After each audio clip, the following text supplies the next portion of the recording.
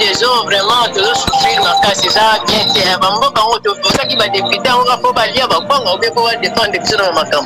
Bon, problème, il y a courant et dans la catène en boca, tout ça dit un mois, pour y a caca kaboutou, et que dans la 5 heures, tout ça la catène, mais bazo, mais la mission facture.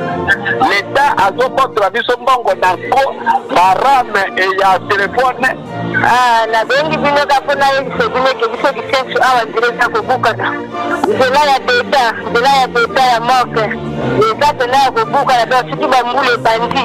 Le moyen tena ko le pesate.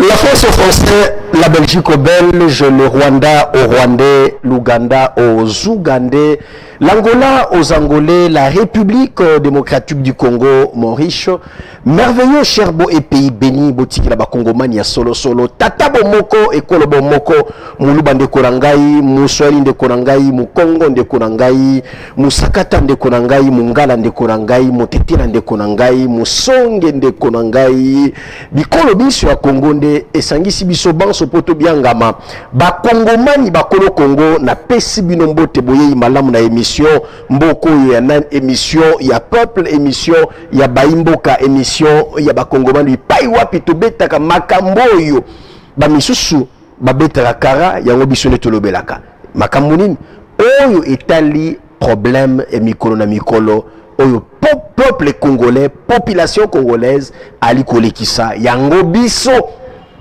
tozalaka lokola bato tosala relais entre population na batambo ici ya ekolo émission mboko wana partout na bandako na bino bisika bozali mingi tango heure sacré bipai wapi ngongo oyo ezali sacré ya lisolo ya bana mboka entre bango bakolo mboka. Alors bandeko na ngai mbote na bino bisika biso bozwami émission mboko anani ya yambo ya poso ya sika oyo sili bongo ko banda avec plaisir na eli susu kosolo la rabino na likambo etali mbongo na mboka na likambo etali surtout problème ya transport na ville ya Kinshasa. Transport na ville ya Kinshasa est comme luxe et comme casse-tête. Alors tout le bela yango nano pambate tozu etinda wana ya kolobela mbongwana ya mboka na biso. Alors bande koranga bisika biso bozwami mbote na bino Kongomani ali bino mingi koleka. Et nous on a osenga bino ezali ete préparez-vous pour intervenir en direct. Bobonga wa pambate émission lingi boyebi en direct. Boyebi principe ya émission mboko ya nani ngai na lobby natalisi bino ba dossier na pesi penser na ngai et o etikali eza na responsabilité na bino. Alors na yango soyez prêts, vous préparez ba unité, vous préparez ba connexion na bino pambate na kozana posa ya ba réaction na bino. Très bien. Alors bande korangai naliko insister mingi pambate posa na ngai ezali ete nazwa ba réaction ya baye oyo bali kolanda ngai en direct posa na ngai yango wana ya kozwa ba réaction na bino yango nde ezalaka bongo komba na ngai pambate yango esalaka ngai nayeba ete to komba moko na bino toujours combattre ensemble toujours pour la même cause oyo ezali bongo kozwa solution na maye oyo to zali konyo kwamela na mboka na biso 089 50 84 103 wanande likambuto bisika tozwa ba réaction na bino. Alors Merveille Katumba na tindela que d'un sujet nde yango otira ngai s'il te plaît. J'aimerais être précis na ona likolobela. Je parle du kametali transport. Donc on repère sa biso thématique wana ozana yango déjà et pas nayo. On repère sa biso des thématiques oyo totinda ki wana ndo ko tira biso likambo etali transport na ville ya Kinshasa. Bandeko na ngai, je suis estomaqué, je suis très révolté. Ya makambo ya liko leka na Kisasa, makambo etali pasi ya transport na Kisasa. Alors nous to kanisa ensemble un to lobela problème ya transport na ville ya Kinshasa. Wanande sujet tokoye babongo ko aborder na pourquoi lelo likambo etali pasi ya transport na Kisasa. Alors très bien, émission lelo eza émission otokofanda mingi na likambo etali transport na ville ya Kinshasa. Nalaki na changu mokolo ya samedi, nalaki na komina Masina kolongwa na ngai kosala ba manœuvre tout ça ba embouteillage nzela changu na komina Victoire ifana na fanda moke mbula ekutela ngai wana na komina ba 19h 18h 19h toaki déjà mbula wana ikobeta kobima na ngai pona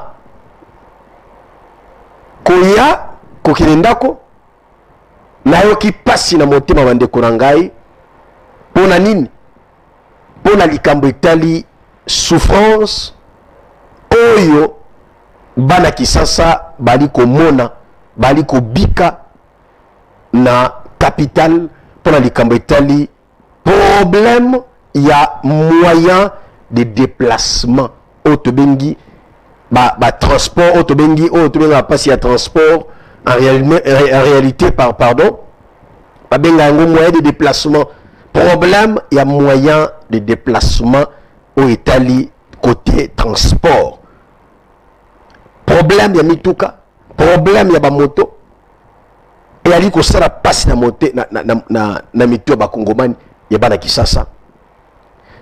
Mokolo ya poso wana bandeko na ngai na tambolaki ngai moko en personne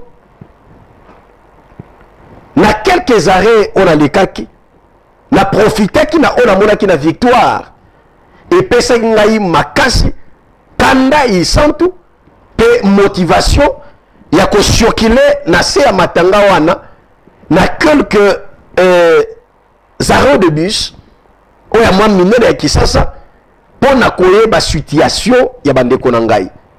Imaginez-vous le même samedi na komindaku na 22h45 ou 23h presque. On a nini embouteillage que nous battons, mais likambo etali problème il y a transport na ville ya Kinshasa. Je vous ai toujours dit na mboka oyo bomonyete eloko nyonso emataka selon ba intention ya baye o bali ko sala mosala wana e révélaka ezali ba signe ya mégestion, ezali ba signe ya anarchie, ezali ba signe to ba symptôme ya absence de l'État. Un individu ne peut pas prendre une décision dans une ville gouvernée, gérée, qui a des autorités, qui a une autorité urbaine au Aliko Kamba et Ngumba. Quand vous regardez aujourd'hui Kinshasa, elle reflète l'image que les appels à gouverneur. Quand vous regardez Kinshasa aujourd'hui, elle dit qu'on peut ça côté image à malamouté. Tout presque à 90% na Kinshasa nyo sur Mabé. N'habite 10% wana na réfléchir pour na défendre 10% wana, mais je dois réfléchir pour défendre même les 10% on a épargné, mais je parle de 90% nyo sur Mabé na Kinshasa. Ça fait mal. Il y a ça la passe bande konangai. Comment dans une ville où on se réveille le matin, le transport a un prix donné, fixé le matin, les avant-midi. À 12h ou à partir de 12h jusqu'à 15h, un autre prix. Et ce qui est commis pourquoi à partir de 16h matin, prix moussous. Je me demande, est-ce que la ville de Kinshasa est une autorité, est une kambina yango? Pourquoi Toli Kobika jungle na ville de Kinshasa et cette jungle est menée biso na paralysie ya Kinshasa? Kinshasa est paralysé, Kinshasa est invivable parce que c'est une ville sans loi. Une ville sans loi. Une ville qui ne reflète pas l'image de la capitale. Nara yaba capitale.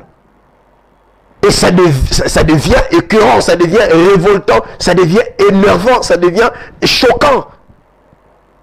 Je me demande, même pour les nouveaux gouverneurs, il peut se défendre. Il vient d'arriver depuis avril qu'il est là, on est déjà au mois de novembre, presque 7 mois, presque 5 mois. Depuis Azali Wana aussi 6 mois. Presque 7 mois. Depuis Azawana. Gouverneur. Il peut se défendre qu'il faut le temps, mais je me demande, quelqu'un qui peut faire quelque chose à Malamu, quand vous voyez, vous savez, vous reconnaissez directement. Alors ça est le Kamalam.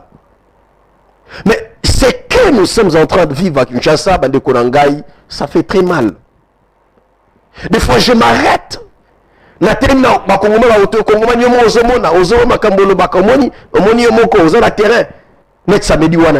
J'avais honte.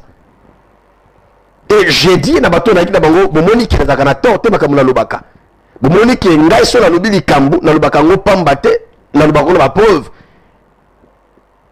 j'ai étudié le journalisme, je maîtrise mon métier et je sais que je ne peux pas venir à la télévision pour salir juste l'image à Bakambi. Je ne le ferai pas.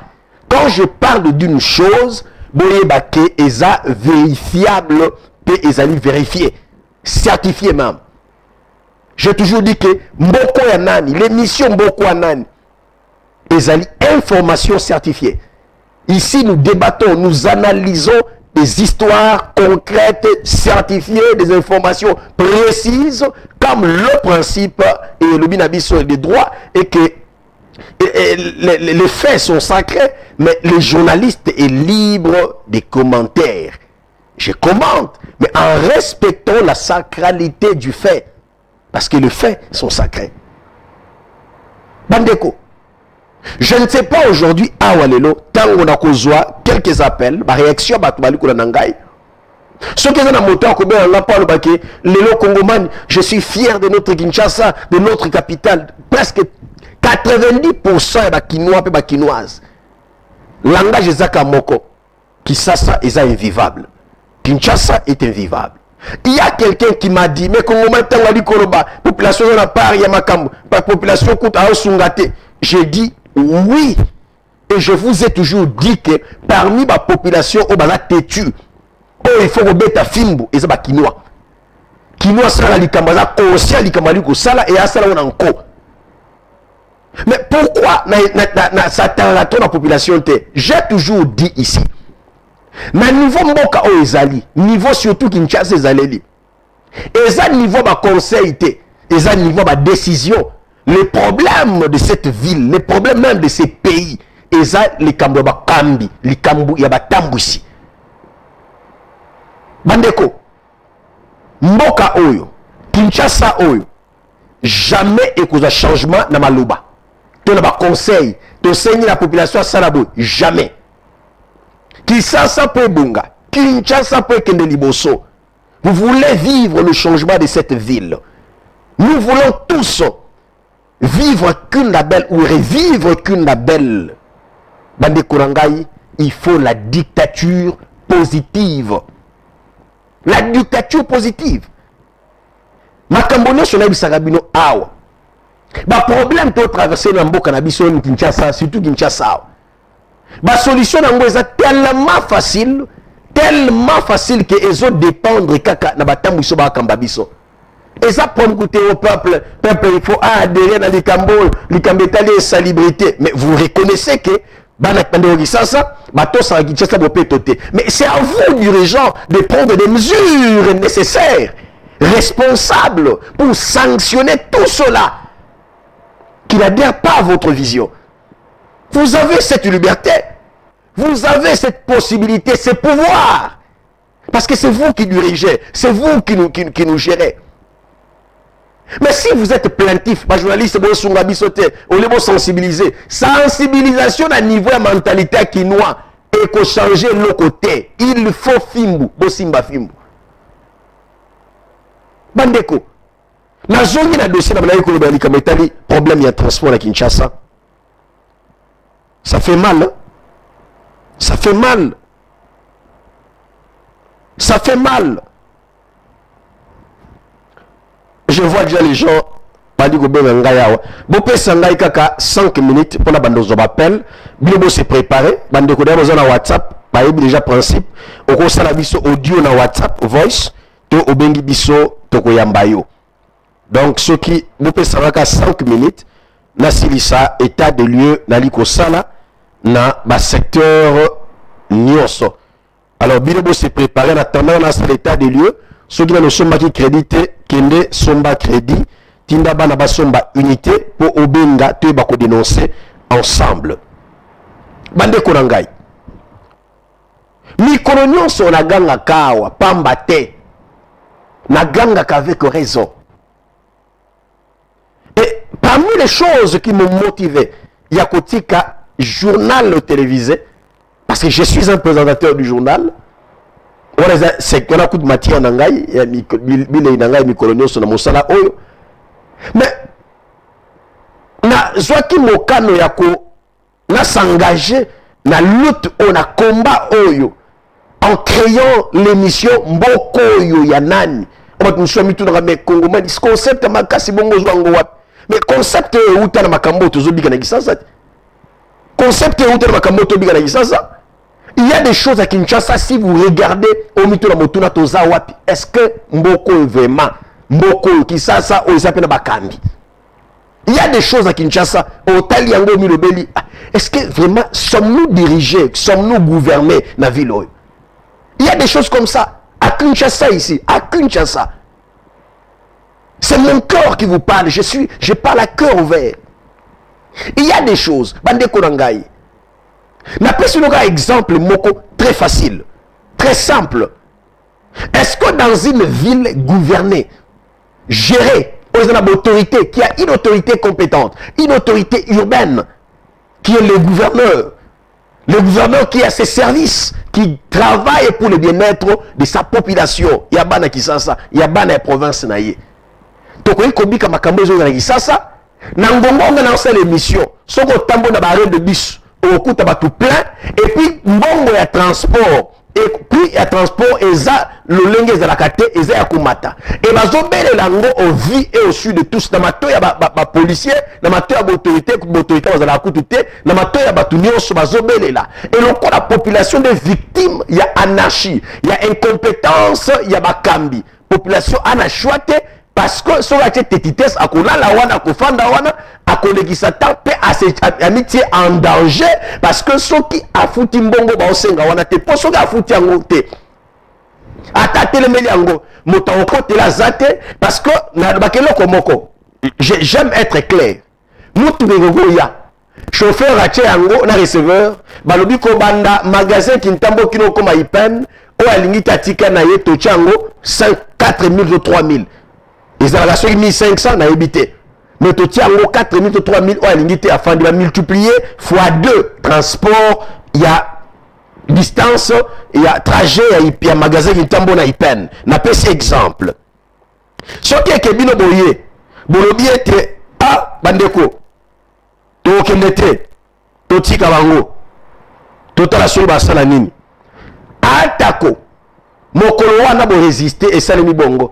Bato changu eko mataba okende bato ni okende le problème na likambo wana ezaka ka population te boko ko sala ngolelo le bo sala ngote après le bo sala ngote ba persister la seule solution est na maboko ya batambwisi na lopa bande ko ngai na mokongo ya comme on dit en français sur le dos de la cuillère non toke menasima ya bokongo motote tolo bango polele je suis à la télévision bakambi baona na ngai batamusi baona na ngai problème na biso agenge to kobika cause dango ezali absence ya bakambi, absence de l'état, absence de l'état, autorité de l'état ezate moto alamuki a transport nenga lingi, moto alamuki a fixé nenga lingi, surtout ceux qui mbule beti na Kisasa catastrophe ba sala makolo ba trajet milai ba tambola makolo.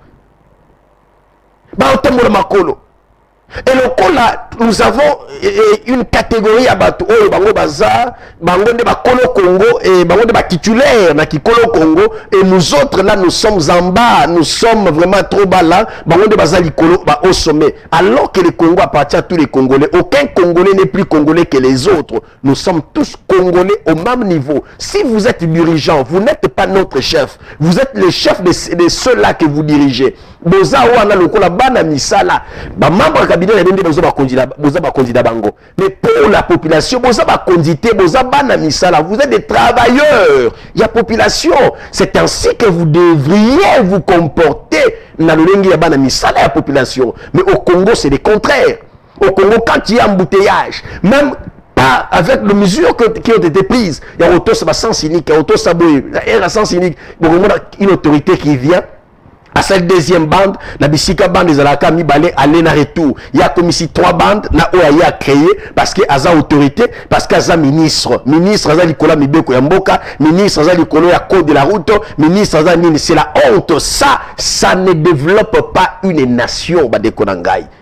Ils sont incapables, chacun dans son secteur, d'imposer l'autorité de l'État afin que son secteur soit félicité et que le chef de l'État soit honneur na secteur où Kamba yé mawa na nzilande azo prouver biso gaza ministre na nzilande ba pomba na bazo longola bato bazo tola mituka ya bato.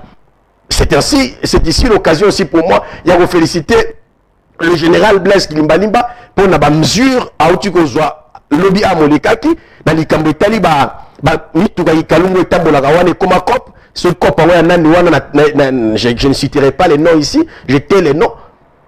Mais j'aurais appris, je connais les noms de la personne au bazar kati ya likambona ki kalungu wana tout ça. Tochango Mopanzi.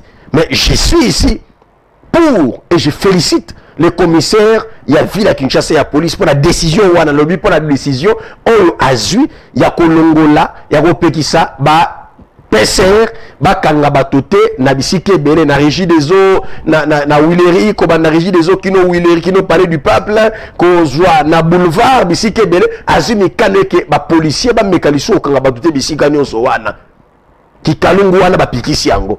Mais problème est en général à lobby, mais il y a des gens au bazar na soutien na kopa kikalungu wana okomona bango ils viendront même s'opposer na mokano moto azali bongo habilité ya kozwa mikano wana azui parce que c'est lui le numéro 1 à sécurité à ville Kinshasa. Mais okomona ba okende à l'encontre ya mobeko wana parce que bango baza banani parce que aza mutuya ça ne développe pas une nation. Bana Kinshasa bali ko nyokwama na makambo etali transport. Il est 21h30. Je vais prendre les réactions avec bali ko na ngai. Mais je vous dis, bande Kolangai awa, et que Bana Kisasa, bali ko nyokwama na makambo etali transport. À 21h30, on a en direct, il y a Bomoko, il y a pour une télévision, Bomoko télévision. Bande Kobo Nangai en ligne et na télévision. Je vous dis qu'il y a vos frères, on a Ngongo, Bazar Barre de Bis. Sauf qu'il y a un magasin, Kuta pléthore, il y a Bazana. Musuba kende Grand Malika musuba kende so pompage musuba kende mbudi pléthore eza wana so que na victoire qu'on le battait so que na habité ipen qu'on le battait les autorités ya Kinshasa même ya mboka na biso jusqu'à présent incapables ya ko somba mituka pour na transport en commun pour faciliter population quinoise na déplacement na ville à Kinshasa. Je me souviens à l'époque, André Kimbuta a coopéré même à Yelabiso ma Transkin et Sungaba na Kinshasa. Mais aujourd'hui, bayaki na esprit de soki ba transco esuka wapi combien de transco eza na ligne ya kolongwa boulevard kino mbudi combien de transco eza combien de transco kolongwa gare centrale kokende IPN combien de transco kolongwa nini gare centrale kokende Kingasa na Suwaton Tsele combien de transco bana Kisasa bali konyo comme makambo etali moyen de déplacement bato bali ko sala makolo chaque jour d'exercice ya otambola makolo bambouteillage ko lobate toza wapi mboko ya nani où sont les autorités na bureau ya luxe na mituka ya luxe na ba cortège ya chama kenda na mboka si j'étais à votre place moi na négocier la bilo bolongo na ba gyrophare ba makelele ba sirène wana na ba tango boleka gawana c'est la honte parce que tango bali ko leka to bi nani incompétent na secteur na l'autre côté mokonza mboka nazo finga na secteur na incapable à défendre mokonza mboka na secteur na parce que n'oubliez pas que c'est la force mokonza mboka ezali tango ba collaborateur tango batali ko kamba na bango ekolo bali ko exécuter moto na secteur oyaza ko sala musala kitoko aujourd'hui batunyos bazo acclamer nani Constant Mutamba. Mais qui dirige le ministère de la Justice? C'est Constant Mutamba. Mais Constant Mutamba fait la fierté du chef de l'État. Dans le secteur Aligo Kamba, la justice. Aujourd'hui, nous avons les états généraux de la justice. Nous attendons que ma conclusion, ma recommandation au sein de la et qu'on tape en vigueur. Nous attendons. Et qu'après les états généraux, ma conclusion et en vigueur. La recommandation et en vigueur pour le Mboka parce que c'est la justice qui élève une nation. C'est la justice. C'est la justice qui élève une nation. On ne peut pas parler d'une nation prospère, une nation élevée, une nation et ça la fierté sans une justice Yamalonga. Jamais. Alors, il est grand temps Tobika justice na mboka na biso. Prenez toujours en compte la recommandation c'est le même Malunga. Nous attendons. Et avec Constant Mutamba, en complicité avec le chef de l'État, le quoi basé Lokomoko, nous savons que coûte problème T, tous les cas état généraux ici là, tout le monde a exécution, tout likia. Parce que Constant Mutamba nous a prouvé quand on veut, on peut. Alors, Bande Korangai. Le transport. Ministre à niveau national, il y a transport et Sengeli Bazwa, ba précaution, na likambetali transport na ville ya Kinshasa. Kinshasa, c'est la capitale. Kinshasa, c'est la capitale. Et Sengeli Batouban, Soso, Bayana Kinshasa, la fière. Il y a Kinshasa. Pourquoi? Parce que quand vous allez même dans Mboke Belé, ceux qui montent en France, on doit faire dans Lyon. Soka ye ah ouais parisien. Oh parisien, parisien. Pourquoi? Lui ils ont bête, Marseille ils ont bête, mais le col a outil kuna na France. A dit que capitale ba commissaire autre ils ont la référence. Ah il a outil Paris. Je suis parisien. Mon outil nini outil peut-être quel exemple je peux donner? Outil de la ville Moko Songolo. Mais à côté de nos villes, il va vous citer directement la capitale. Parce que la capitale, c'est la référence, c'est aussi l'image. Il y a Mboka. Yamboka. Et Bisso Awa, Mboka na Bisso. Capitale na Bisso, c'est roi, qui tala. Toutes les institutions Mboka Minen et Awa na Kisasa. Toutes les institutions, Ezao. Nyon Ezao. Nous avons l'institution président de la République, siège Awa. Kinshasa. Nous avons la deuxième institution du pays, le Parlement, l'Assemblée nationale, le Sénat, siège d'Ango, Kinshasa. La troisième institution, gouvernement, siège à gouvernement, la Kinshasa. Quatrième institution, les cours et tribunaux, tout est Zao. Nyons est Zao. Nyons est Zao. Toutes les cours, la cour constitutionnelle, la cour de cassation, la cour suprême, la cour boy, Nyons et Zao. La Kinshasa. Donc, Essengeli, Kinshasa retient la Mayele, quand ça ne va pas, nos journalistes, tout le solo que ça ne va pas, qu'on dénonce. À la place, il y a Kobomba Kamabe, tout qui va la musique, des missions musique, des missions au théâtre, des missions non, non, non. Suivons bah, émission Mboko ya Nan qui parle de réalité. Il y a capital de réalité aux solo. Dans le billet Kambuboye, ok, vérifier. Et ça bongo.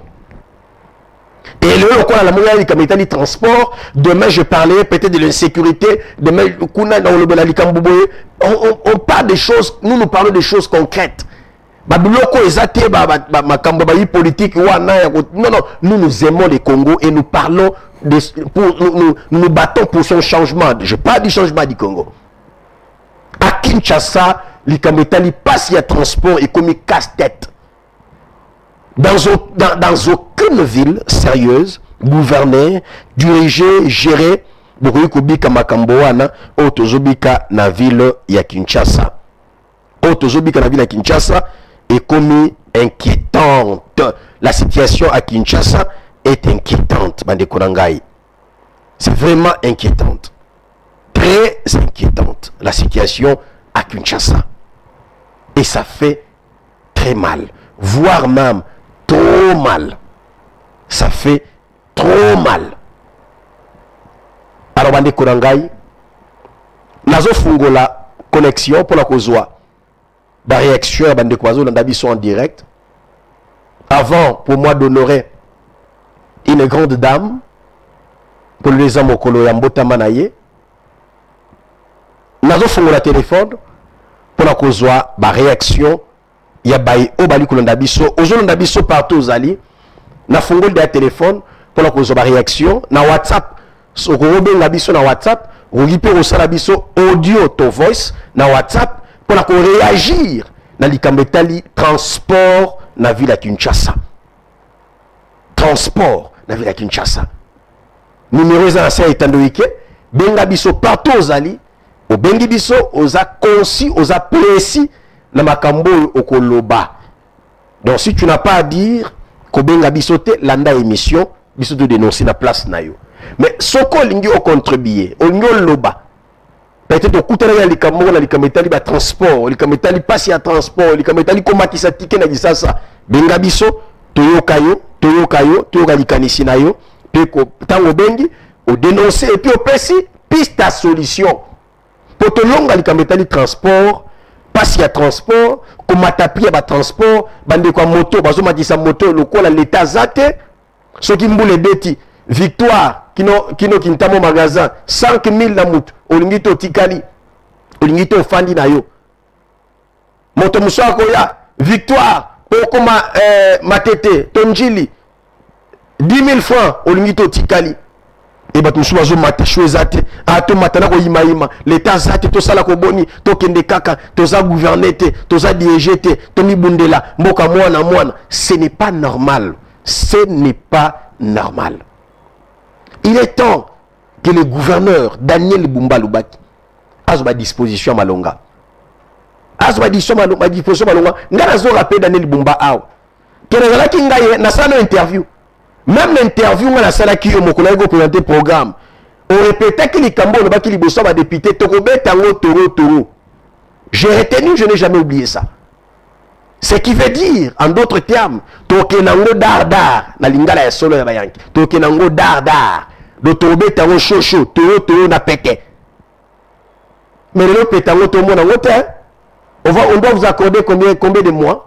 Pour tout le monde, signaux, il y a malonga, il y a et rassurer biso qu'il y a solo mbongwana avec Daniel Bumba, on peut croire, on peut espérer. Parce que la vie secteur mokonan, on croit dans le même secteur concret. Il y a imposé l'autorité de l'État, secteur, il y a transport. Parce que l'économie soit pas que misala, l'économie soit pas zone mabanda, ba déplacement. Oui. Ils peuvent avoir raison parce que l'État a un moyen de déplacement. Mais non, ils n'ont pas raison. Il y a qu'imposer l'État au Balingi. Parce que si l'État a à s'imposer, pour vous dire que le problème, c'est l'État. C'est l'État qui ne sait pas assumer ses prérogatives. concerne l'autorité dans l'État. Et quand on parle de l'État, on voit les autorités compétentes. Ça me fait très mal, Bande Konangai, comme on m'a Kinshasa. Ça fait très mal. Ça fait très mal, voire même trop mal. Inconcevable, inadmissible. Inadmissible. Je suis estomaqué quand je vois ce qui se passe à Kinshasa. Je me demande, est-ce que nous sommes gouvernés? Est-ce que nous sommes dirigés, nous? Bande Kobozo Bipé, pardon, émission en direct. Si on a pour ça, il y a réagir. Benga Bisso Toko Yambayo, na place, au Bipé Bisso. Tout ça en direct. Benga Bisso Toko Yambayo, ko Bipé Bisso te. Voilà.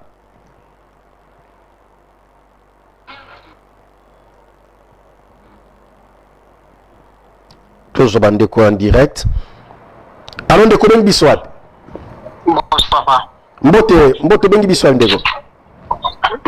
Na bengi bino nangalie manakati monga. Papa, toujours souffrir pour na likambetali transport. Ok. Magasin Kitambo DGC. Soke komi pour 3000. Na Tongo 1500 2000. Papa toujours souffrir makasi. Est-ce l'État a copié pour yo kanana bande kona biso ba motal o bazo nga biso fasi ni tukezate ke primo ko boy DGC magasin na ba 1500 pour ne permettre bato toujours souffrir papa et puis kuluna na kamonganga chaque jour. En tout cas, bakonzambo kabazo apenza kasi o makambo sérieux. Toujours souffrir koko matoko mabanda ko désordre bazo bunda moyen ezate. Kamonganga vraiment moyen ezate. Merci papa. Merci Mwana Mboka. Merci Tata pour la réaction na yo. Tata bengi biso na Kamonganga. Alobi likambo etali transport ya solo bazo souffrir ya gosakanate Kongomani azana raison et makambo twali koloba awa. Et puis likambo etali phénomène kuluna na Kamonganga babi incroyable. Kuluna eza ya gosakanate. Mon général Blaise Kilimbalimba Kamonganga kuluna eza ya gosakanate. Je pense que demain c'est un dossier on a kofan de la mingi lobby mokola mardi na kolobela mingi likambo etali insécurité na Kinshasa na kolobela ngole. Lelo na lobby mingi likambo transport parce que comme caste ko pesa na kanda. Samedi j'étais vraiment énervé. Na été na boxer nani il faut yo musala za koloba. Na koloba. Na boxer nani. Ça fait mal. Mais je me suis tué. Non. Donc, on a la télévision. Ma casse n'a pas de caméra. Na tie micro na zoloba. Wana ma casse n'a pas bimi. Mais bon, na osalanine. Ça fait mal. Chers dirigeants, ça fait mal. Ça fait mal. Et ça, incompétence, il y a des dirigeants, il y a des autorités. Bon, ça va incompétent. Qui est incompétent? C'est tout celui qui ne sait pas assumer ses compétences. Quand vous ne savez pas exercer votre pouvoir, vous êtes incompétent. Quand vous êtes gouverneur et dans votre ville, chaque individu fait sa loi, sachez-le que vous êtes incompétent, monsieur le gouverneur. Parce que batouane bazobanga pouvoir na yote, bazo reconnaître yote pe yope ozo koye bate ko sanctionner bango oza incompétent. C'est-à-dire oyeli ba compétence na yote. Et biso tokoloba bitoloba to bi kezana motu na yo tokoloba. Longola ki incompétence, makisa niveau il y a gestion, to bi ka compétence. Pour peuple azo ba résultat malam. Celui to lobite mawa. Peuple kinois ali ko nyokwama likambe tali transport. Tike ezo mataloko la l'état zate. Na ngongo iso oke. Batbatele mamusuba beta makolo. Mamusuba tambola makolo. Ça fait mal. Inconcevable, inadmissible bande konangai. De quoi bengi sur la Kamonganga, même problème, les kambo y a transport. Alors tu reçois ndeko mosusu. Okosala biso audio to koyoka yango, sokozala ninte osali biso audio. So yi place la démission, oza makele eza, o se déplacer au salata audio to bengi biso to koyamba. Mais place à makele ko benga te parce que le lundi toujours a mingi ba appel te ezalaka quelques appels 5 et koki pona biso na mokolo ya lelo. Voilà. Bonsoir frère. Et vous comprenez que Oza en dirait que quand c'est go n'engo PCR on a bandé ko lande au Makala. Na éviter transport na biso pena ya Congo au vina na Kinshasa. Puis ya transport na biso ila hana no kompe. Ou todo tambola motoluta c'est mo tio ko mawili 1500 uta wili c'est mo 1500.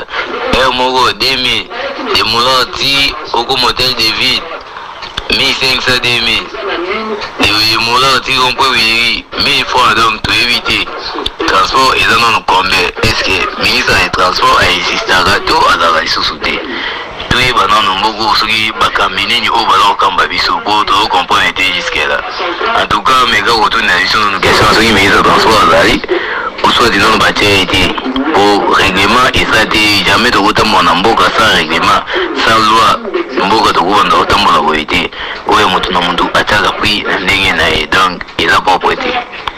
Merci mon amboka. Merci Ndekorangai. Comme je l'ai dit, nous sommes en direct. Mon de quoi salibiso audio, te qui yango, yo poko salabiso audio. Aujourd'hui la biso dans la connexion, on a crédité. Salabiso audio, to benga biso na numéro, et la sa etandoike. Pour la likambetali problème ya ticket ya transport la ville à Kinshasa. Comme la biso benga biso to reçoit réaction na yo, likanisi na yo, pe impression na yo par rapport ya likamba passe ya transport na ville ya Kinshasa. Bande Korangai, comme je le disais, ça fait très mal. Ça fait très mal Makamboyo et Alikoleka na ville à Kinshasa. Inconcevable komona na mboka o l'état za na ville o l'état azali moto un individu lokola mutu keza aye moto za nango yaye akosala onyo swalingi, c'est-à-dire eza mboka na ye yene mokonzi azocha mibeko nenga alingi. Dans chaque pays il y a toujours des lois. Dans chaque capitale, dans chaque ville, il y a toujours toujours des lois au Aliko Kamba, ba ville wana. Il y a toujours des autorités au Aliko Kamba, ba ville wana. Et na bisika autorité azali, autorité et se faisant sentir et le maraté, na les autorités te. Il faut pas sentir que il y a vraiment l'état mais sika oyo. Mais ce que nous vivons à Kinshasa ne donne pas l'image que tout na bakambi na ville oyo. Or parmi la ville où Sengelaki to senti rigueur eza Kinshasa comme je l'ai dit parce que ben institution nous sont menés dans Mboka eza na Kinshasa. Bakambi na Kinshasa voire même l'autorité de référence le premier citoyen à Mboka le chef de l'état avant na Kinshasa. Donc eza ville où Sengelaki même les sécurité faisant la makasi kuluna wana tu vas go kango touté faut rarement mettre en exemple et la rare et puis la fin fond peut-être mettre un peu kuluna et bah kuluna masala kibu et câlin mais dans Kinshasa chaque jour on parle des phénomènes kuluna chaque jour là où bah konzi bazali ko fanda ba tambisi bali ko fanda ba animateur ya ba institution ya mine na mboka bali ko fanda mais tobi que sécurité na phénomène kuluna tozobi ka légèreté de l'état tozobi ka jungle absence de l'état na makambo etali même transport na makambo ko tesengelaki batie la rigueur parce que bakondi batambisi wana batambola na banzela wana bisika bazobela babanini. Donc je me dis ce que eza na bisika o discipline esengelaki eza na makasi eza ba secteur de transport parce que eza secteur o bokokanga bato bako bafoué ni mobeko likunzi bokanga bango parce que boko ko se transformer na ba client quoi na tenue civile bokanga batu nyonso wana peuple a soutenir ce bokangi bato nyonso matia ba prix à transport problème te et vous avez le soutien de la ngai congomani donc parmi les gens qui vont vous soutenir bakozo pe ba élément wana ba diffuser na télévision et ça émission beaucoup wanani parce que nous combattons ces antivaleurs combattre transport le ndenge mutu alingi za antivaleurs et ça biloko soni et ça biloko soni et ça makambo soni ça makambo te wa fona na télévision de bi ticket matana kisasa lokwa mutu lokwa ba chauffeur balingi za na kate na mboka moko te bandeko na ngai o l'état za makambo boko bikango et ça na kate c'est une honte et ça soni au thème de magasin Kintambo au thème de Rompo Victoire bazobele la sans kobanga l'état donc bato bazo reconnaître que l'état zate bazobele la bola serembao de 1500 place il y a 500 peut-être 1500 Place il y a 1000 francs, 1500 ou 2000 francs. Va doubler, place va tripler. Ce qui me dit va quadrupler transport. Vous imaginez comment peuple a délaissé sans Mokambi, naïe, la ville Oyazali? Ça fait très mal. Toloba, pour la Congo, Tokoloba. Pour la Congo, Tokobetandanga. Pour la Congo, Tokoganga. Tokoganga pour la Congo. Il est 21h52, il me reste 8 minutes. Bonsoir, en tout cas, régime Oeza, il y a vraiment Kabila Azonga, pardon, Lelo Nake Moussala, Makolo, de Bongolo, Tigombe, Tolembi, Kabila Azonga, Kaka trop, c'est trop. Kabila Azonga, pas Sanini, Asalanini. Kabila a fait 18 ans, il a fait son temps et il est parti. Aujourd'hui, on parle de Félix Tshisekedi. Donne-nous la solution. La solution, ce n'est pas le retour de Kabila. Et ça, retour à Kabila, Fachi a encore 4 ans, il faut repérer sa solution. Kabila il y a 4 ans, on continue comme on a 4 ans. Non, nous voulons des solutions. Solution est ça, renforcement de l'autorité de l'État. L'État, il faut se faire sentir. Nabato, bazala récalcitrant, et ça, bateau, quoi, bisote de défendre Mboka, Nebolingue la Kaboul, Pecho, to Kange Monok, Ngayo Gozwangate, pendant le Mboka, so meke okuta na Nzambe, na kana Nzambe Gozwayo. Moto alingi Congo, alingi mission Mboko Anani. Parce que ici, nous parlons de choses, ils piste des solutions pour un bon secteur. Chaque secteur de l'Obéla, tu peux sa solution. Chaque secteur. Et quand je parle du phénomène, qu'on appelle ça la même solution par la Moko. J'ai une tête qui réfléchit parce que faire une émission de 60 minutes, une émission à 60 minutes, au fond, ils ont réfléchir, ils ont payé sa mécanisme à la télévision. Et ça, il caméra ou peut-être on a sang mais bâtir la yango lobaka baladi sur micro loba bakbala dans le monde entier yo loba moto est sale, il faut avoir une tête, hein. Ça fait très mal bande Korangai, ça fait très mal, ça fait très mal. Aïe aïe bande kozo bipé biso s'il vous plaît, émission en direct nalobaki émission en direct lundi nazora appel mingité mais nazwa mo occasion ya kozwa ba réaction bato baza déjà branché baza connecté baza prêt. Bon, ko benga biso bango de toagi prêt ya ko zo ba réaction bino toujours bipé biso inutile ya ko bipé biso. Voilà. Excusez-moi, je devais honorer une dame qui me suit, madame Bernadette Massingu. Aux amis Kulambota Manaye, faut que je l'honore. Bonsoir, monsieur le journaliste. Jérémy Nakomina Kasavubu. Nalingna Lobaboe. Est-ce que Kinshasa est Kobongana Maloba ou na Misala?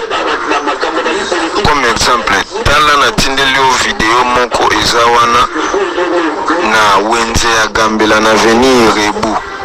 Donc balabala ezalaka lisusu te. Tala vidéo omona inutile ya koloba. Donc ndeko Jérémy a commune bonsoir ezanga Jérémy na commune de Kasavubu talana wenze ya Gambela na avenue Irebu. Attendez la vidéo, je suis en direct, je ne sais pas comprendre. Voilà, l'insalubrité. Donc Irebu na wenze ya Gambela abandonné. Et ça abandonné, j'interpelle l'élu, il y a commune, il y a Kasavubu, le rapporteur de l'Assemblée provinciale de Kinshasa, honorable Congolo, André, est allié en tant que monobeliaba na Kasavubu, motinda meba na Kasavubu na Assemblée, le bel Ikambetali Irebu, na Wenzia Gambela, ça ne va pas, Oza élu à Kasavubu, ça ne va pas. Batinelinga image dans un moyen à l'exabine ezate donc avenue eza bouché eza bloqué poto à Rosakanate et je me dis bambula ndenge zozo en makasi to beti da bambula makasi même pas 5 hein, mais botala Kinshasa ndenge eza déjà Kinshasa eza déjà par terre. C'est ici l'occasion pour moi bande Korangai de féliciter. Je me bats déjà peut-être demain mardi ou demain mardi le soir. Vous aurez les reportages, on a les constats après Mboula Oebetaki, na Saraki, na Komina Masina, avec l'honorable Jean Goïmvounz, député lui, na Komina Masina et puis na National na Tchang. Il avait mis ces moyens pour procurer Bamaya Ntsanga, Bamaya Malemba, Bamaya Belekuna, et bande ko nga nazo sabino lelo nazo sabino ba mbula à l'époque ezalaki ceux qui mbule beti kuna parmi ba catastrophe oyo kama sine kozanga te ba riverain oyo so ba pene wana ya ntsanga ba maya boy et lelo on nazo sabino banda jangoi azombongo na ye un député eza mosana été souci à bande ko na ye en dehors ko dénoncer en assemblée il a pris ses moyens à tirer a un tracteur aïe na banjeu et à courage et ça le courage et puis très profond le oh so imbule beti le bambula ne se beti minene oh bomoni exasa kune tondite bazindite le ndenge zaki na kala à cause ya Jangoy peut-être dans le bagolo ba minimo ba témoignage na bango lobby na pourquoi je vais faire l'effort parce que j'ai pris l'engagement de promouvoir tout cela qui défendent réellement la vision du chef de l'État partout bazali na kolobela ka bango mais bato basa bang incompétent bako inangai ko continuer inangai oza incompétent to dénoncer yo sans peur d'intunga jetu bonso hein d'intunga jetu bonso inchi ya shebote bwala ya ike beto yonso kola Congo tokoloba alors bande korangai toujours kende na suka émission toujours kende na suka émission na biso excusez-moi ya koshite bonsoir papa ezanga Betty na fandi na selembao makambu ya transport ekita te emata kaka seko mata bakonzi baza wapi na ville ya Kinshasa transport ezaka komata se komata ekitaka te réaction ya mama Betty na commune ya Selembao akomeli biso na Selembao ça fait trop mal mama Betty nde makambo moni ngai kongomani ndeko na bino na likolobela awa il y a 3 numéros bipé nga na lobaki ete émission en direct inutile ya kobipe il fallait kobenga alors tokondi na suka il me reste 2 minutes pona kabwana na bakongomani oyo bazana ngai en direct alors je devais honorer une grande dame très chère aussi pour Nangai voilà alors bande Nangai na legila sala yango na suka likambetali page rose ya mama Bernadette pona koma wana na legila interpeller likamba suka qu'on rappeler ba autorité que nous sommes fatigués, il y a incompétence, il y a bakambe belé. Je vous ai toujours conseillé ici que soutenir le chef de l'État ezalaka na malobate. Que soutenir mokonzi mboka ezalaka na misala. Ko basoutenir mokonzi mboka na malobate, basoutenir ka mokonzi mboka na misala. Na misala. Oza ministre il y a transport potondi make oza réellement na kati ya vision fachi eza o stabiliser secteur na yo okoloba même pas to opesa ganda kisa batambwisi mususu bozo mona te ministre ya transport na niveau national na niveau provincial olenga osala musala tata wana aza vraiment compétent voilà mon temps honoré visa chef de l'État voilà comment on soutient les chefs. Mais quand vous êtes incompétent, nous on ne va pas se fatiguer de dire que vous êtes incompétent. On ne va même pas avoir peur parce que les Congos nous appartiennent tous. Et nous qui sommes journalistes, si un journaliste a peur de dire la vérité, il n'est pas journaliste. Il n'est pas journaliste. Et il n'a jamais appris les métiers des journalistes, des journalisme. Il n'a jamais fait le journalisme. Jamais. Mais quelqu'un avec qui a bande de l'école, d'abord, la Moussala oppose à la journaliste, il faut enlever la peur. Parce que quand tu as l'information, c'est ça ta sécurité. L'information, c'est la sécurité. Qui dit information, dit certification de cette information. Et le qui a 3 étapes. La recherche, le traitement et la diffusion. Avant de diffuser, il faut passer au traitement. Il faut chercher, il faut traiter avant de diffuser. D'autant que la télévision, il y a 2 étapes précédentes. Il y a l'Iboso, Kolukayango, quand on a vu, on a traité. Na balancer ce qui a seulement comme la likolo na tuni pas na suis vérité na yeko dénoncer. C'est comme ça un journaliste. Alors pourquoi je dois avoir peur ya ko défendre mboka na makambo ezoleka ya mabe na koloba Donc, pas s'il y a transport, on a dit ça.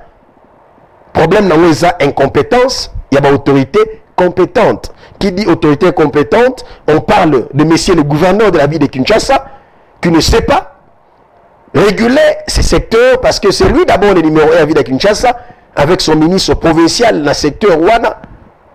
Et Wana Toromata, avant Tomata, to s'adresser à ministre au niveau national, il y a transport. Et que Yépe a la part des choses.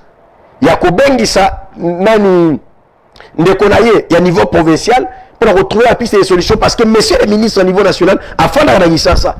Donc, pas sur le peuple, Azobik, Aza au courant de Yango. Le coup, il n'y a pas un ministre de transport, alors, s'il vous plaît, trouvez des solutions pour la Bana Kisasa. Pour la Bana Kisasa. Dans aucune ville sérieuse, Oyo, Bokobika, Makambo, Tozobika na Kinshasa, Anarchie, Otobika na Kinshasa. Kinshasa est invivable. Kinshasa est invivable. Kinshasa donne un dégoût. Il y a qu'on vivre. Parce que Nios, à 90%, ils ont payé ça dégoût. Okinenanzela, invivable. Pour le cannabis, invivable. Anarchie à l'Olengewana, l'État gouverneur Azate. Vous savez pourquoi il y a un gouverneur? Non, on dit en français, il n'y a pas de mauvaises troupes, il n'y a que mauvais chefs. Quand on parle de Kinshasa, je ne vais plus d'abord parler de ministre. D'abord, le gouverneur, c'est lui le commandant en chef. Il y a vu la Kinshasa. C'est lui. Et je m'adresse à lui parce que je parle de Kinshasa. Et Kinshasa a un gouverneur. Il s'appelle Daniel Bumba Lubaki. Il doit prendre des mesures nécessaires, responsables, pour repérer sa solution à prendre la Kinshasa. Alors, trouver des solutions. Général Blaise Kilimbalimba. Il faut prendre des mesures. Jacques Chaban, les VPM de l'intérieur. Prendre la charge de la responsabilité à la police. Insécurité dans ma case de Gisasa. La commune est belée, invivable dans ma communauté d'insécurité.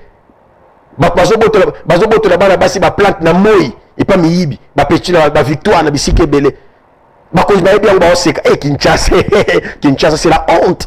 C'est une honte. C'est une honte. C'est une honte. Le changement est une loi. Le changement est une loi. Si on veut, on peut. Mais nous n'arrivons pas parce que nous ne voulons pas. Si nous voulons, nous arriverons. On doit vouloir. Parce que vouloir et pouvoir. On imposer pouvoir et tout comment le résultat malam. Mais quand vous ne savez pas imposer votre autorité, quand vous n'aimez pas d'abord la chose, tout comment la solution d'Engeni? Est-ce que ça va constat Makam? Est-ce que ça vous choque le Kolabisobans? Je ne sais pas. Et je ne pense pas. Voilà. Bandeko bazo bipe ngaya wana bisaki bango bo bipe tamulai moye bozwanga ezalité. Voilà. Alors permettez-moi Yamboto Kabona parce que demain comme je parlerai de l'insécurité, la recrudescence, il y a un phénomène dans la ville de Kinshasa, na kozonga likametali transport li sous lobby, mais le dossier principal est que la bongo phénomène Kuluna. Voilà. Voilà. Très bien, on va se séparer ici, Bande Konangai. Mais avant de nous séparer, je voulais honorer une dame de fer. Je salue Chance, je te salue, Chance et Kambo. Kongoma na Pession Mbote, Chance et Kambo. Kongoma na Pession Mbote, tu nous suis. Kongoma na Pession Mbote, pas Tombelio, bon début à semaine. Kongoma ni Alingyo Mingi, pas Pession Mbote, de Chance et Kambo. Kongoma na Pession Mbote. Merci à Stéphine Chumpama. Stéphine Chumpama, Kongoma na Pession Mbote. Stéphine Chumpama, la grande dame. Kongoma na Pession Mbote. Alors, je tiens ici à honorer une dame de fer, la maman de Stéphine Chumpama, et l'émission Boko Anani, les Congomani Jules Vambemba, les journalistes Jules Vambemba, tient à vous souhaiter un heureux anniversaire, joyeux anniversaire, fabuleux anniversaire, Dule Djibois Jumpe Mbutukulu Yambote, Madame Bernadette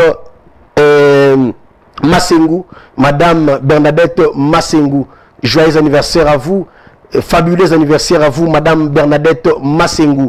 L'émission Boko Anani, les Congomani, Jules Vambemba, les journalistes Jules Vambemba vous souhaitent heureux anniversaire, Mbutukulu Yambote, et puis birthday to you, Dule Djibois Jumpe, Madame Bernadette Massengu. Madame Bernadette Massengu. Alors, c'est une première peut-être. Je dédie cette émission politique du peuple, na honneur et ya mokolo mbotama na yo, Maman Bernadette Massengu. De là où vous êtes, les Congomani, azu émission, les l'union, son abonneur, a dédié Kasserwe Panayo, na mokolo ya mbotama oyo, mokolo ya monene oyo, ya référence, un jour inoubliable. Alors nous vous souhaitons joyeux anniversaire, et Dule Djibois Jumpe Mbutukulu Yambote, que Dieu vous amène loin, que Dieu vous sécurise, que Dieu vous accorde encore la longévité. On veut toujours vous voir forte en vie, surtout pour le bien de Stéphine Chimpama. Stéphine Chimpama, Mbotama Elamu à maman, Mbotama Elamu à madame, la grande dame Bernadette Massengu, que nous aimons, et Topesi émission, le loba honneur nous sur émission et pas inaye. Alors très bien. Joyeux anniversaire à mon prophète, le prophète Cédric Badidi, Mbutukulu Yambote Mosakoli Cédric, Mbotama Elamu Nayo Mosakoli Cédric Badidi, Kongomana Tombelio Mbotama Elamu, Mbutukulu Yambote, Dule Djibois Jumpe Ntoma, Mosakoli Nankolo, les prophètes authentiques. Cédric Badidi, Kongomana Tombelio, Mbotama Elamu, Mokolo Elamu, Dule Djibois Jumpe, voilà, Tombelio Yango, et le Kola Poso Sika, Tozupe Semaine à Sika, Topesio Yango, Ezala Yayo, na honneur, ya Mokolo Yambotama Nayo, Mbutukulu Yambote, prophète Cédric Badidi, de la part ya Kongomani Jules Mbemba, les défenseurs de tout un peuple.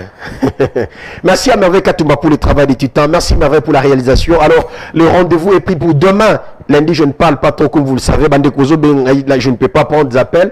Tant qu'on a ici coquille, le temps, il y a une réaction. Et le cas qui déjà, les autres ont réaction. Nous avons quelques-unes pour nous. Pesa bango mbote, kozo makanisi bango quelques batupo. Lobby neto bana makambu. Il y a appel en gogo. Lobby na 21h juste. Donc, le rendez-vous est pris pour demain. Demain mardi à 21h, juste pour le Balikametali, insécurité dans la ville de Kinshasa. On va dénoncer tous les policiers. On va dire que c'est ma baie. On va soucier le lobby. Arrestation arbitraire. Moto à l'autre côté, on dénonce le lobby. Makametali, persistance. Malgré interdiction, il y a recrutement, il y a éclaireur. Til le lot. Éclairer, osala musana ba commune, ba civique wana, o bazali ba kuluna ba benga bango ba ko ba éclairer, po ba kangaka bana ndako ba lukaka le contrôle le meilleur pour na koleisa bato wana. Alors to ko dénoncer ngo pe lobby. Na ko senga bino lobby, bo pesa ngai ba information fiable. Ya ba souciette o osala musala mabe, lokola souciette ekulusu, o ezala soki na ekulusu ya gawapi. Mavela tumbawe ba sujet de coulisses bengela nga mingi awa na limité quartier ba ya Claude Zono quartier mbuta Claude Zono ya nini mavela tumba quartier mbuta Claude Zono bosani yango Mombele voilà côté ali wabete makofi ancien boxeur ali wabete makofi na quartier Mombele. Donc voilà, Mombele ça ne va pas, société Kulusu ba Kulusu, ils arrêtent les innocents. Mutasele lo te bakangiye. On a témoignage à Batebela maman et maman a raté.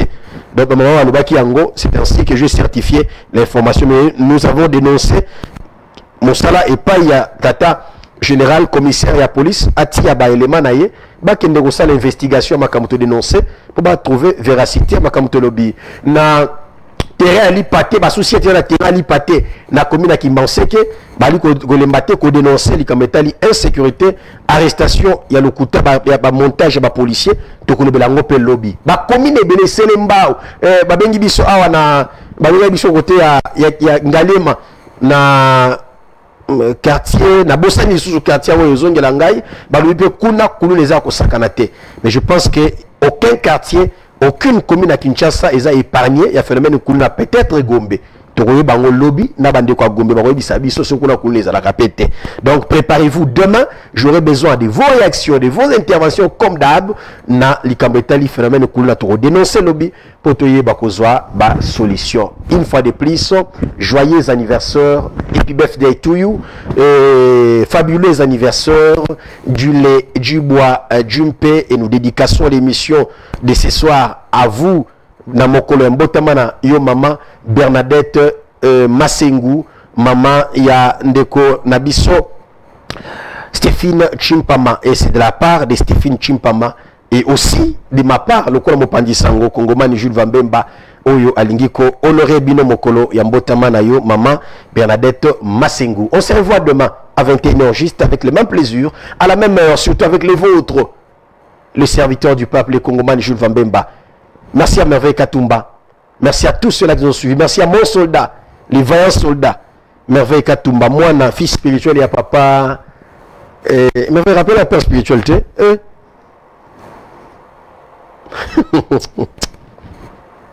Voilà, on se revoit demain. Les riches ont l'air passé, les pauvres ont l'air à venir. Tout passe, tout coule. Rien ne demeure. Retiens ceci. La vie ne va pas là où tu n'es pas invité. Si on ne t'invite pas, n'y va pas, ne sera jamais considéré. Ne prends jamais la parole si on ne t'accorde pas ou si on ne te l'accorde pas. Ne te mets jamais à la première place si on ne te dit pas du t'y mettre. Qu'au fan de sika libosote. Aucun effet, aucun sika, bat bazale belé, qu'au fan de sika libosote. Kende au fan même nasima. Bato bayi valeur na yiba koloba. Non, non, non, non, kou les sika na ote, fanda liboso. Ne bazwa kalimemia kozoma lobate so apesi yango te poso le ba okata yo et ça la ka humiliation na miso bato mi pesa tina mi pesa valeur mais ya motuya ko négliger mototé na vie ko négliger mototé na vie de konangai vie terrestre. La vie terrestre est faite de rencontres et de connexions. La vie terrestre est faite de rencontres et de connexions. Celui que tu négliges aujourd'hui pour son présent, tu ne sais pas ce qu'il sera demain.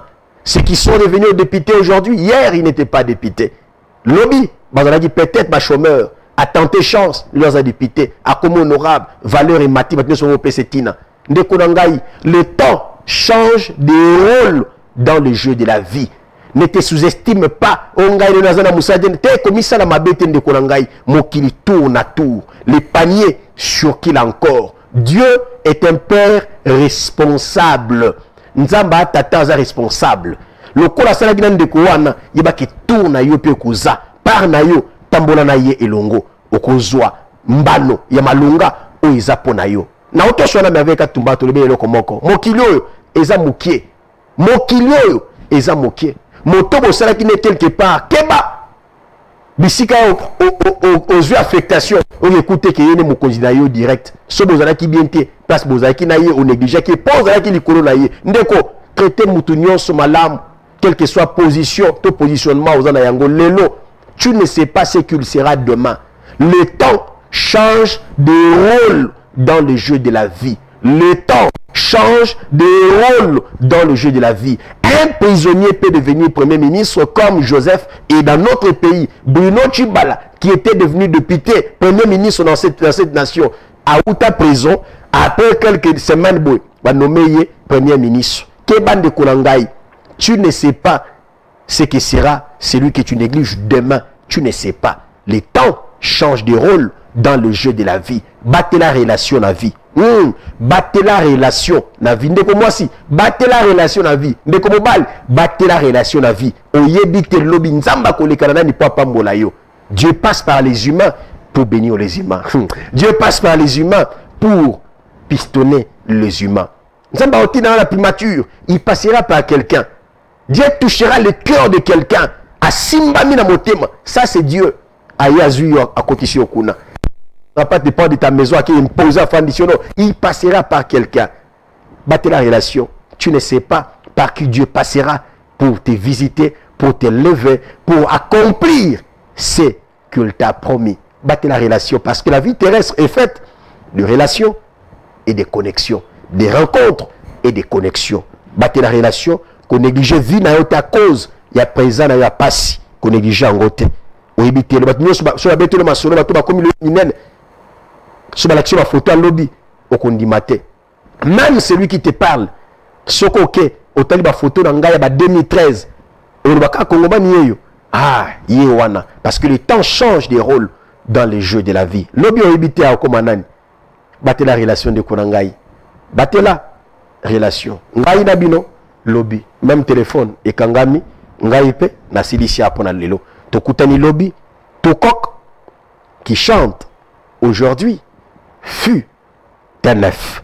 Tokok, qui chante aujourd'hui, fut un neuf. Sosonos, Abetaka, Kelelo, Aouta, Naliki.